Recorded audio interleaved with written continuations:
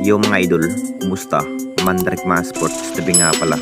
Ating pag-usapan, Barangay Ginebra, another big trade at Chris Newsome, target na makuha ng Barangay Ginebra. Pero bago na nga yan, kung bago pa lang sa aking channel, huwag mong kalimutan mag-subscribe at i-click ang notification bell para like kang updated sa ating latest upload pa natin.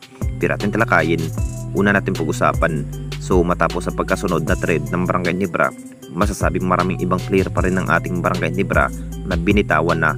Pinaplano pa rin ng Barangay Ginebra Management kung saan bibitawan na yung walang maambag sa kupunan ng Barangay Ginebra. Tulad nga kay Sidney Onobere mga idol, binitawan na nga ito ng Barangay Ginebra kapalit na player ng North Perth Batang Pier na si Benedict Adamos mga idol. Maraming nagulat pa rin, nangingiba na nga ang panibagong lineup ng Barangay Ginebra ngayong off-season. At ayon pa rin sa mga source, mas lumakas pa rin ang kupunan ng Barangay Ginebra dahil alam naman nating lahat kung anong kayang gawin ni Benedict Adamos mga idol bilang 3-pointer ng North Perth Batang Pier. Masyadong naiiba na nga ang bawat lineup at pati na rin ang veterans player na si Sistan at Stanley Pringle mga idol hindi na rin nakaligtas pa sa pag-trade ng Barangay Ginebra. Sinasayang pa rin ng Barangay Ginebra dito mga idol si Sistan dahil siya pa rin ang inaasahan sa leading scoring machine sa Vinted area kung saan nanghihinayang pa rin ang marami sa pagkawala nga ni Sistan sa kupunan ng Barangay Ginebra. Another trade naman si Sidney Onobere mga idol kapalit nga kay Benedict Adamos. Patas pa rin sa pag-trade ng Barangay Ginebra dito mga idol dahil makapagtala pa rin si Adamos mga idol ng high score ng 20 points samantalang kay Sidney Onobere minsan lang mabibigyan ng mahabang playing time. At dito na naman tayo sa isa pa nating balita, Barangay Ginebra target na makuha si Chris Newsome.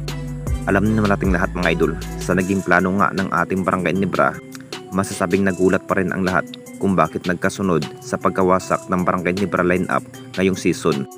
Ito na nga ba ang kinahihintay ng lahat?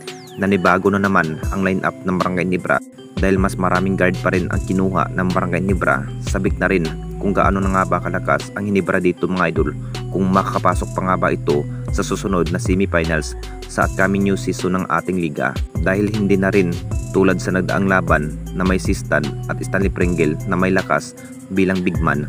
At si Stanley Pringle mga idol mahusay pa rin sa outside shooting.